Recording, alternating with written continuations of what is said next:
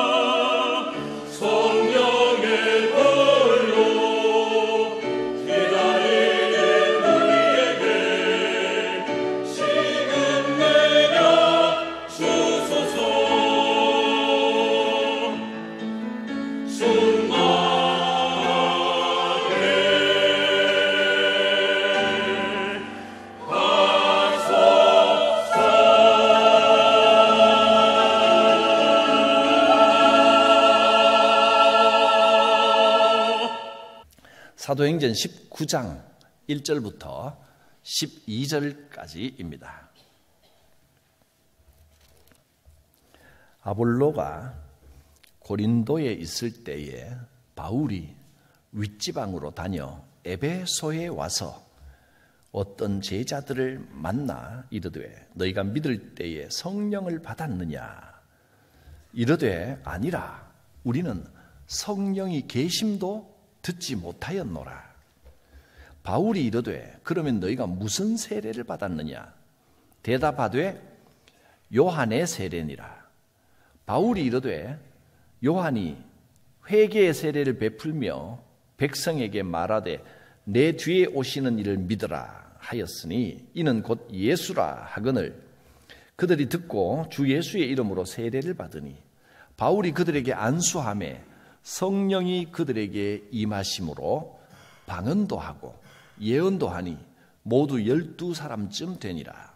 바울이 회당에 들어가 석 달 동안 담대히 하나님 나라에 관하여 강론하며 권면하되 어떤 사람들은 마음이 굳어 순종하지 않고 무리 앞에서 이 도를 비방하거늘 바울이 그들을 떠나 제자들을 따로 세우고 두란노 서원에서 날마다 강론하니라.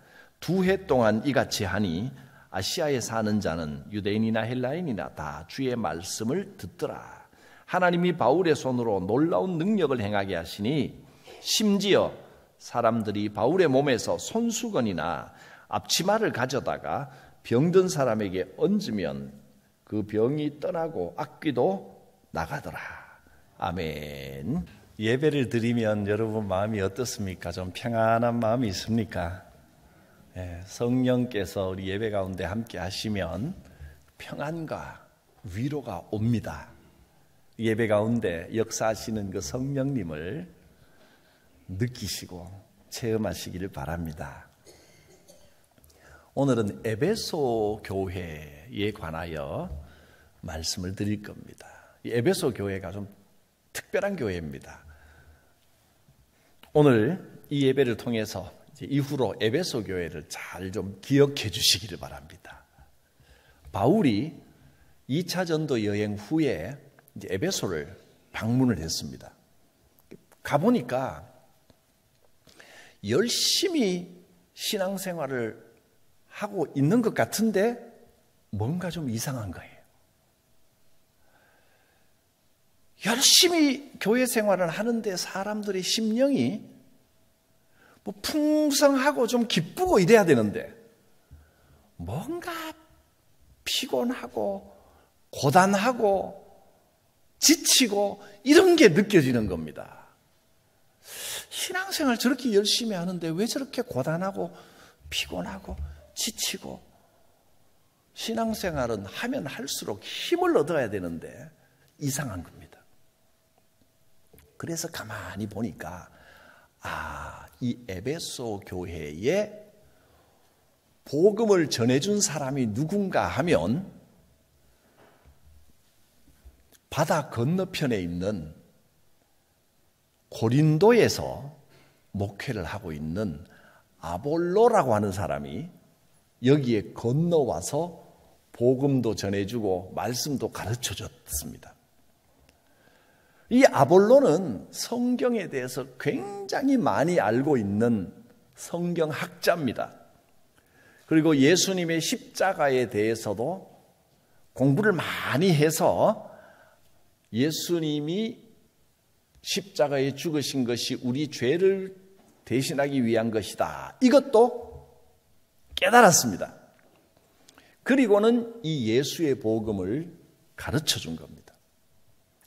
에베소 사람들은 아볼로에게서 성경을 배웠습니다.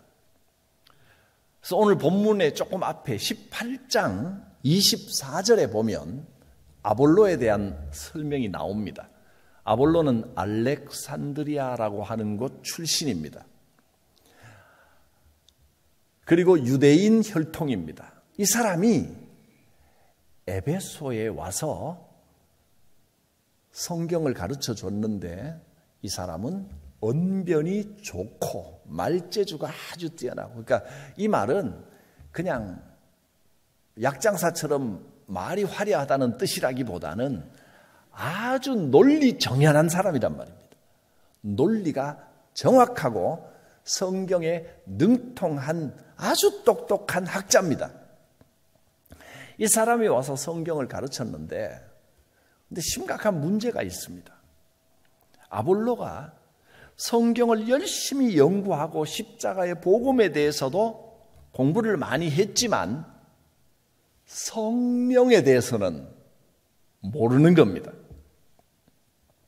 이어지는 25절에 보면 아볼로가 일찍이 주의 도를 배워 열심으로 예수에 관한 것을 자세히 말하며 가르쳤는데, 근데 성령은 모르고 요한의 세례만 알 따름이라. 요한의 세례는 어떤 세례입니까? 세례 요한이 예수님보다 앞서 와서 사람들에게 세례를 베풀면서 뭐라고 했느냐 하면, 이 죄인들아 회개하라. 도끼가 나무 뿌리에 놓였다. 회개하지 않으면 하나님이 쳐서 불태워버리신다. 회개하라. 죄를 회개하라. 하나님 앞에 열심을 내라. 이런 걸 가르쳤던 겁니다. 아볼로는 거기까지는 잘 배웠습니다.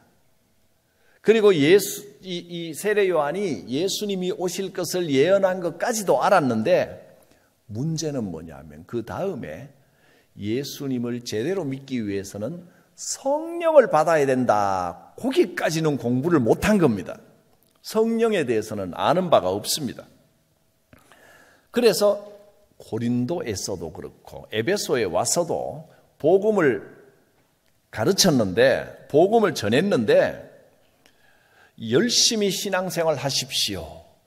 회개하십시오. 그건 잘 가르쳤지만 성령이 무엇인지, 성령을 받으면 어떻게 되는지, 성령을 왜 받아야 되는지, 이건 전혀 가르쳐 주지를 않았던 겁니다. 에베소 사람들이 아볼로에게서 배운 대로 회개하고 자기 잘못을 뉘우치고 열심히 신앙생활을 합니다. 바울이 가만히 보니까 죄를 뉘우치고 열심히 신앙생활 하는 건 좋은데 사람들이 열심히 하면 할수록 자꾸 지치는 겁니다.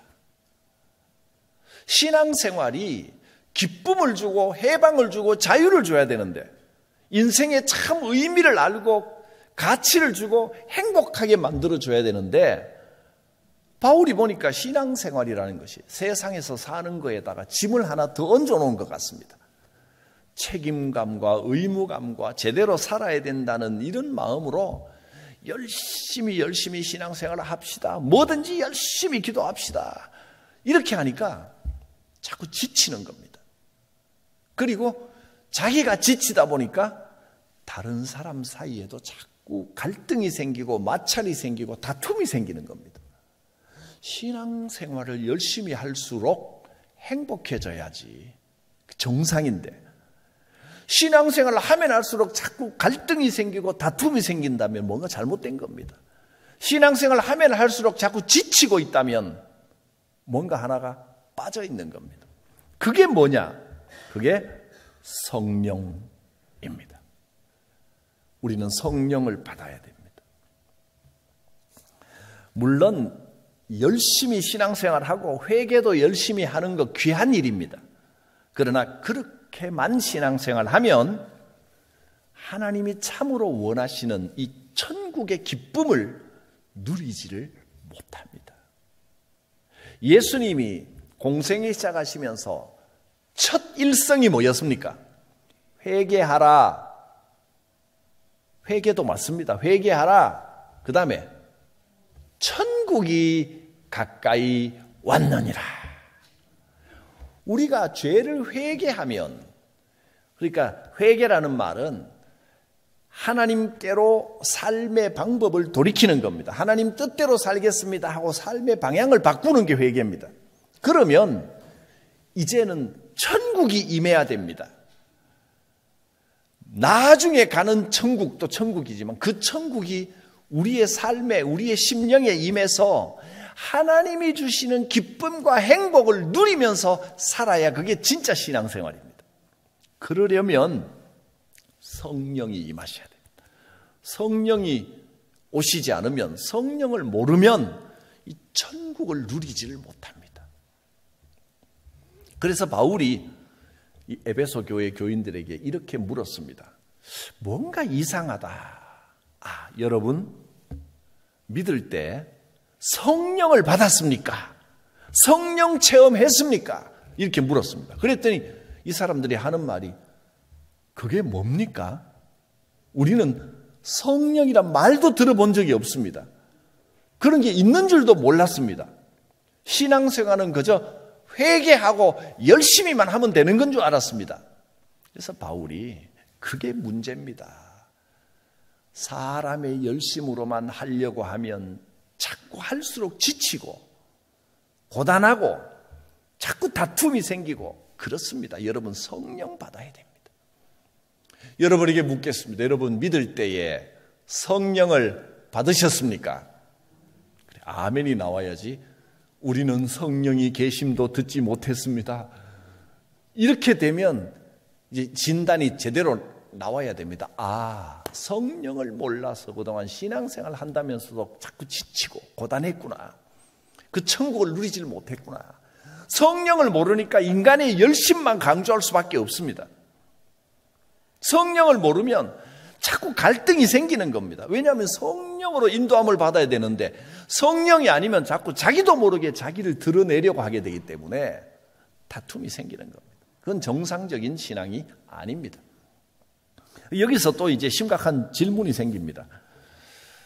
그러면 교회는 열심히 다니는데 성령을 받지 못했으면 천국 갑니까? 못 갑니까? 성도들의 관심은 여기에 있더라고요. 뭘 해도 그런 목사님 구원받습니까? 못 받습니까? 여러분 교회는 오래 열심히 다녔는데 성령을 모르고 내 열심으로 했으면 구원받을 수 있습니까? 없습니까? 없어요? 단호하시네요. 그래도 있어요? 예배 열심히 드리고 신앙생활 열심히 했는데 성령이 아니면 어떻게 될까요? 자, 이건 단답식으로 단답으로 답을 탁 내놓기가 어렵습니다. 설명이 많이 필요하기 때문에 조심스럽긴 하지만 이렇습니다. 사실은 성령이라는 말 자체를 몰라도 성령의 역사가 있었을 수 있습니다. 그건 열매를 보면 압니다. 여러분 신앙생활을 하면 할수록 기쁨이 있나요? 아니면 하긴 해야 되는데 내가 천국 가려면 예수 안 믿으면 안 되는데 교회를 다녀야 되는데 억지로 의무감에서 지금 교회를 나오고 계십니까? 의무감으로 나오며 할수록 지치고 있다면 그건 성령이 아닐 확률이 대단히 높습니다. 성령이 아니면 머리로 그냥 예수를 안다고 해도 그건 예수를 믿는 게 아닙니다. 거기에는 구원이 없습니다. 성령 체험을 하셔야 됩니다. 인간의 노력, 인간의 열심으로 하는 것은 세상 윤리와 다를 게 없습니다. 성경이 가르쳐 주시는 이 신앙은 세상 윤리와 다릅니다. 내가 뭔가 열심히 해서 이루어내는 게 아니라 주 안에서 평강을 얻는 겁니다. 이 성령을 탁 받고 나면 남이 알아주지 않아도 하나님이 아시니 행복합니다.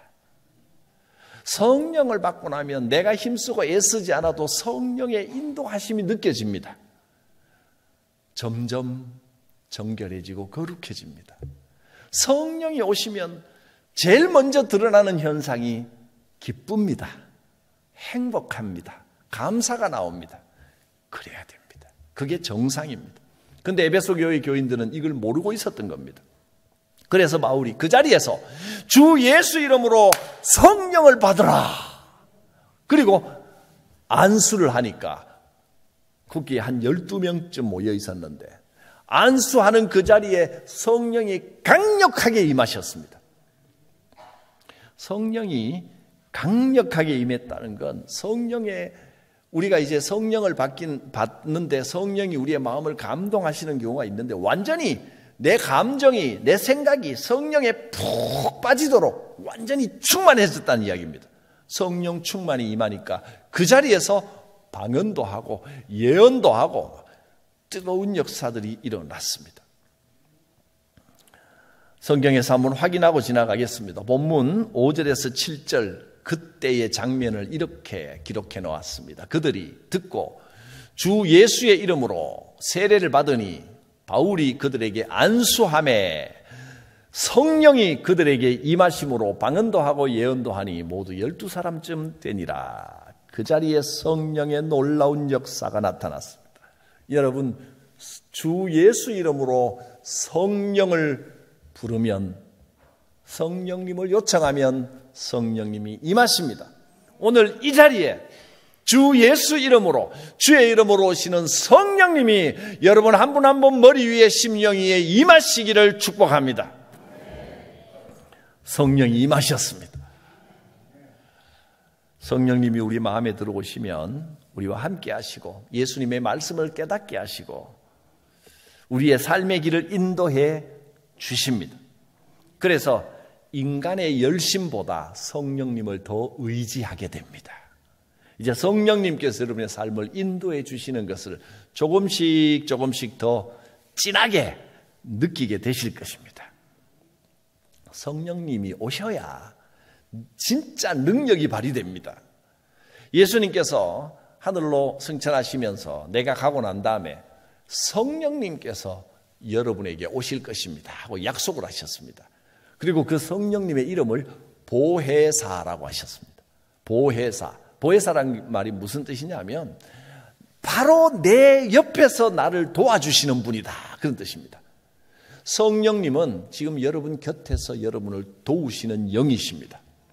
또 예수님이 승천하시면서 사도행전 1장 8절에 이렇게 말씀하셨습니다. 오직 성령이 너희에게 임하시면 너희가 뭘 받아요? 권능을 받습니다. 성령이 오시면 능력이 임합니다.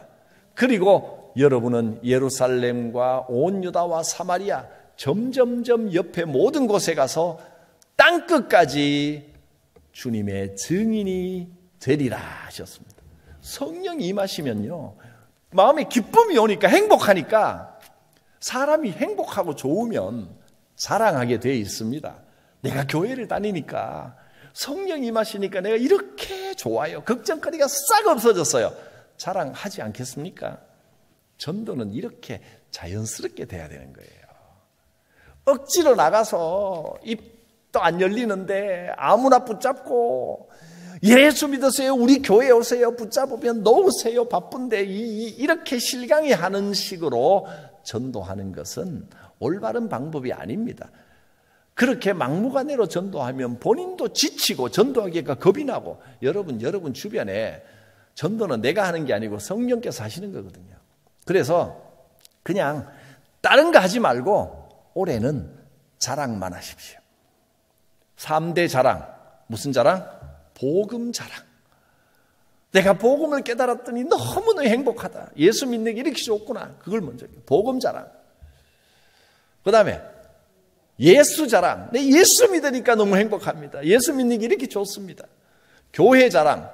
우리 교회는 참 좋은 교회입니다. 내가 교회 갈 때마다 은혜를 받습니다. 자랑하십시오. 물론 뭐 그렇다고 우리 교회가 완벽하게 하겠습니까? 흠 잡을 때도 많겠죠. 그러나 나가서 괜히 흠 잡을 거 이야기하기보다 자랑하십시오. 흠 잡을 게 있어서 도저히 말하지 않고서는 못 배기겠거든. 저한테 하십시오. 그리고 교인들 사이에 우리 이건 좀 바꿔야 되지 않겠어? 좀 긍정적으로 흠보는 건 괜찮은데 괜히 안에서 이야기하면 소문날까 봐 나가서 안 믿는 사람 붙들고 우리 교회는 말이야 이게 문제 있고 저게 문제 있고. 여러분 그러면 자기 얼굴에 침 뱉는 겁니다.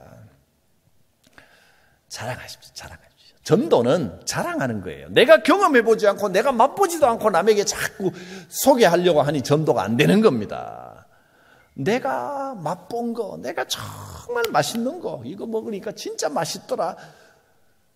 내가 이렇게 사니까 정말 행복하더라. 내가 체험한 예수 성령님이 이렇게 좋아요.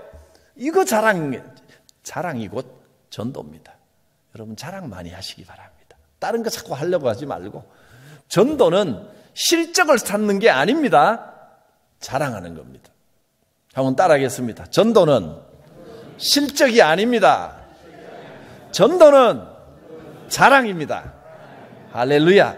무슨 자랑? 3대 자랑. 복음 자랑, 예수 자랑, 교회 자랑. 그 교회 자랑 안에 목사님 자랑도 이만큼 넣어주시면 더 좋습니다. 자랑 많이 하십시오. 밖에 나가서 우리 목사님 꼴보기 싫어가지고 그러면 교회에 나오고 싶겠어요. 우리 목사님은 그래도 볼수록 좋더라. 좋은 점만 이야기해 주십시오. 말씀 들으면 막 행복해진다. 한 번, 두 번은 몰라도 세 번, 네 번 이야기하면 도대체 어떻길래, 뭐길래 그러냐 한번 가보고 싶어지지 않겠습니까? 자랑하면 되는 거예요. 성령이 하게 하십니다. 에베소에 이런 성령운동이 일어났습니다. 12명으로부터 시작해서 온 교인들에게 성령이 역사하신 겁니다. 성령은요, 나쁜 것도 여러분 코로나도 전염되지만 성령, 좋은 것도 성령의 전염성은 더 강합니다. 온 교회가 성령을 사모하게 되니까 사도 바울이 부흥회를 열어야 되겠다. 에베소 부흥회를 엽니다. 에베소에서 무려 3달 동안 주일마다 회당에서 부흥회를 엽니다. 바울 부흥회입니다. 강사 바울. 3달 동안이면 무려 12주죠. 12주 동안 하나님의 나라 일을 강론하고 권면하면서 담대하게 말하였다. 회당에서 주일마다 3개월 동안 부흥회를 인도하니까 놀라운 일이 일어났습니다. 온 도시에 성령운동이 일어났습니다. 이 부흥회에 참석한 사람들이 너무 좋으니까 바울 선생님으로부터 이런 말씀을 들었는데 너무너무 좋더라. 막 자랑하기 시작하는 겁니다. 하지 말라 그래도 자랑을 막 하는 겁니다. 꼭 전도하겠다는 뜻이 가진 건 아니었지만 저절로 막 자기도 막 자랑하고 싶어 참지를 못하는 겁니다. 이게 부흥운동의 시작입니다. 그러나 또 한편으로 여러분, 이런 부흥의 역사가 일어나면 반드시 사탄 마귀가 방해하고 공격합니다. 교회에 나와서 처음 예수 믿고 은혜를 막 받으려고 하는 사람들 사이에는 반드시 이런 방해들이 일어납니다. 힘들게 하는 일들이 있습니다. 그러니까 처음엔 교회 나가는 게 너무 좋은데 자꾸 뭐가 걸리는 게 생기고 방해되는 일이 생기면 은혜 2배, 3배로 받을 줄로 기대하셔도 틀림없습니다. 쉽지 않습니다. 어떨 때는요, 이상하게 토요일까지 멀쩡하다가 주일 아침에 교회 가려고 하면 힘이 쭉 빠지는 게 몸이 피곤하고 아이고 한 주 빠진다고 죽나 다음 주에 가지 뭐 이런 생각이 자꾸 납니다. 근데 문제는 그 다음 주에 또 그런 생각이 든다는 겁니다. 그걸 이겨내고 나면 진짜 축복이 오는 겁니다. 에베소에서도 이런 부흥운동이 일어나니까 반대자들이 막 공격을 해오기 시작합니다. 여론을 막 조성하고 비방하고 9절에 보면 어떤 사람들은 마음이 굳어서 에베소에서 일어난 일입니다. 사도 바울이 3개월 동안 부흥 집회를 열고 온 도시가 막 성령운동이 일어나려고 하니까 반대자들이 생기는 겁니다. 어떤 사람들은 마음이 굳어서 순종하지 않고 무리 앞에서 이 도를, 예수의 도, 성령의 도를 막 비방합니다. 막 여론을 조성합니다. 그래서 바울이 이 정도면 됐다, 계속 이렇게는 안 되겠다 라고 특별히 따르는 사람들을 따로 구별했습니다. 제자들을 따로 신청을 받아서 따로 세우고 이제 매일 성경 공부를 합시다. 따로 세운 제자들을 매일 성경을 가르치는 곳을 따로 세웠는데 그곳이 바로 두란노 서원입니다. 에베소의 두란노 서원. 두란노 서원이라는 이름은 많이 들어보셨죠? 왜 많이 들어봤냐면 온누리 교회에서 두란노 서원이라는 출판사를 만들어서 책을 찍어냈기 때문입니다. 에베소에서 사도 바울이 제자 교육을 했던 곳이 두란노 서원입니다. 거기서 날마다 성경을 가르치면서 무려 2년 동안 매일 성경을 가르치며 제자를 양육했습니다. 10절 말씀에 2해 동안 이같이 하니 아시아에 사는 자는 유대인이나 헬라인이나 다 주의 말씀을 듣더라. 2년 동안 1기, 2기, 3기 제자훈련을 계속하니까 거기에 들어와서 배운 사람들이 굉장히 많아지고 여기에 살고 있는 사람들, 헬라인이나 유대인이나 이 제자훈련, 두란노 서원 제자훈련을 한 번씩 다 거쳐갔더라는 겁니다. 말씀이 힘을 얻었습니다. 이렇게 말씀운동, 성령운동이 일어나니까 성령의 놀라운 역사들이 나타납니다. 바울이 기도하면 병이 치유됩니다. 여러분, 이런 일은 얼마든지 나타날 수 있습니다. 바울만 할 수 있는 게 아닙니다. 여러분도 체험해 보셨지요? 우리 교회에서도 손을 얹고 기도하면 병 낫는 역사들이 막 나타납니다. 지금도 나타나고 있고 이 운동은 더 뜨거워질 겁니다. 성령이 임한 곳에 육신의 치유가 제일 쉽거든요.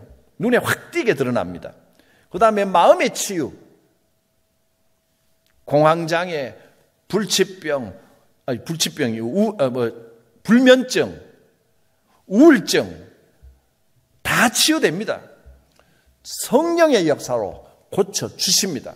이런 역사들이 나타날 겁니다. 바울이 대단하고 뛰어나서가 아닙니다. 성령께서 하시는 겁니다. 그리고 목사가 어떤 목사가 와서 기도했기 때문에 그거 아닙니다. 성령께서 하시는 겁니다. 우리가 믿음을 가지고 하면 이 에베소의 역사들이 오늘 우리의 삶에, 우리 교회에도 얼마든지 나타날 수 있습니다. 심지어는요, 바울이 직접 안수하지 않아도 바울이 가지고 다니던 손수건을 가져다가 아픈 사람한테 얹었더니 병이 나아서 일어났습니다. 또 바울이 천막 만드는 일을 업으로 했었잖아요.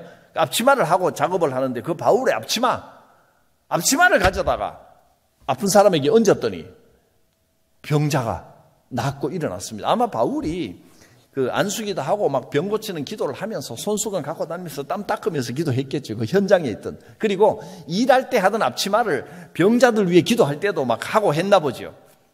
그 현장에 있던 손수건과 앞치마를 가지고 가서 덮었더니 병자가 일어나고 귀신이 쫓겨가더라는 겁니다. 그래서 제가 오늘부터 이제 손수건을 좀 많이 갖고 다니려고 합니다. 해보려고. 성경에 나오면 한번 해보는 거죠. 그래서 역사가 나타나면 할렐루야 아멘입니다. 그냥 손수건은 안 될 것 같습니다. 금요 성령 집회할 때 안수기도 치우기도 하면서 땀 닦았던 거, 땀 닦은 거 더러운 거 그대로 말고 땀 좀 닦고 깨끗하게 빨아닦고 몇 장 갖다 놓으면 여러분 급하면 손수건 빌려 가십시오. 가서 한번 덮어보십시오. 되면 감사하고 안 되면 앞치마 또 마련하지요. 성경에 나온 역사적 사건입니다. 하나님이 바울의 손으로 놀라운 능력을 행하게 하시니 심지어 사람들이 바울의 몸에서 손수건이나 앞치마를 가져다가 병든 사람에게 얹은즉 그 병이 떠나고 악귀도 나가더라. 해보는 겁니다. 성경에 나온 일들은 옛날 일이지 이렇게 생각하면 안 됩니다. 성령이 하시는 일은 하나님은 어제나 오늘이나 동일하십니다. 한번 해보는 겁니다. 해보고 여러분 병 나았으면 병원에서 못 고치는 병이 나으면 할렐루야죠. 안 나오면 계속 기도하는 거고, 나을 때까지 해보는 거고. 성령께서 우리에게 이런 놀라운 역사를 베풀어 주십니다. 오늘 우리 성광교회가 에베소 교회처럼 되기를 바랍니다.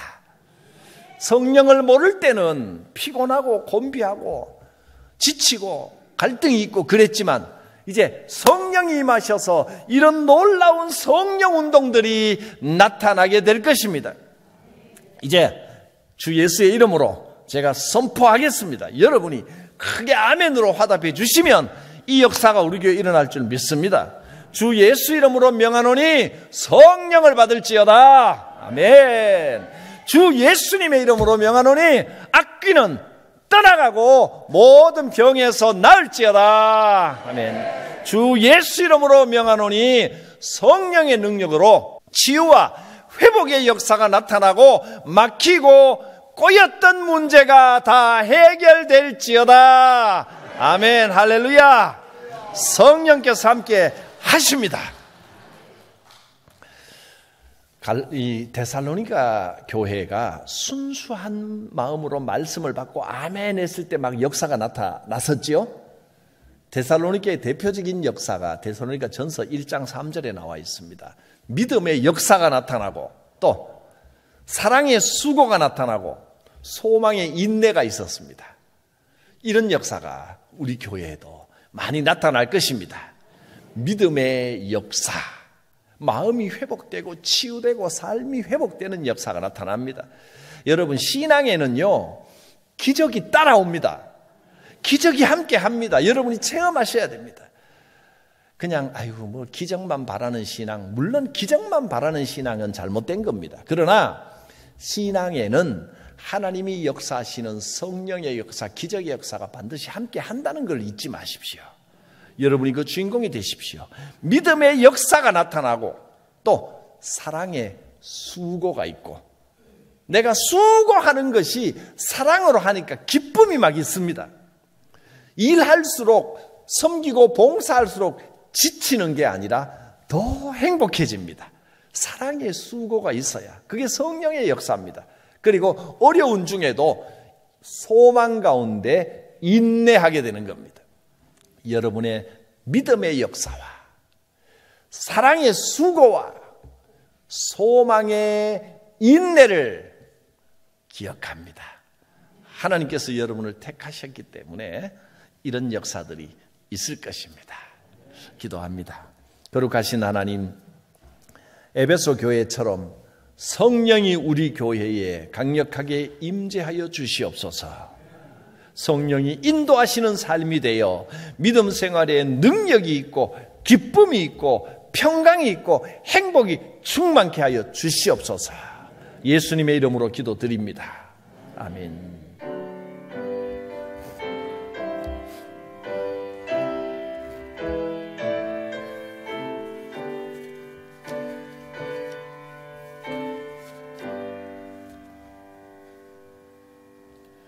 주신 말씀에 응답하여 사도신경으로 우리의 신앙을 고백합니다. 나는 전능하신 아버지 하나님 천지의 창조주를 믿습니다. 나는 그의 유일하신 아들 우리 주 예수 그리스도를 믿습니다. 그는 성령으로 잉태되어 동정녀 마리아에게서 나시고 본디오 빌라도에게 고난을 받아 십자가에 못 박혀 죽으시고 장사된 지 사흘 만에 죽은 자 가운데서 다시 살아나셨으며 하늘에 오르시어 전능하신 아버지 하나님 우편에 앉아 계시다가 거기로부터 살아있는 자와 죽은 자를 심판하러 오십니다. 나는 성령을 믿으며 거룩한 공교회와 성도의 교제와 죄를 용서받는 것과 몸의 부활과 영생을 믿습니다. 아멘.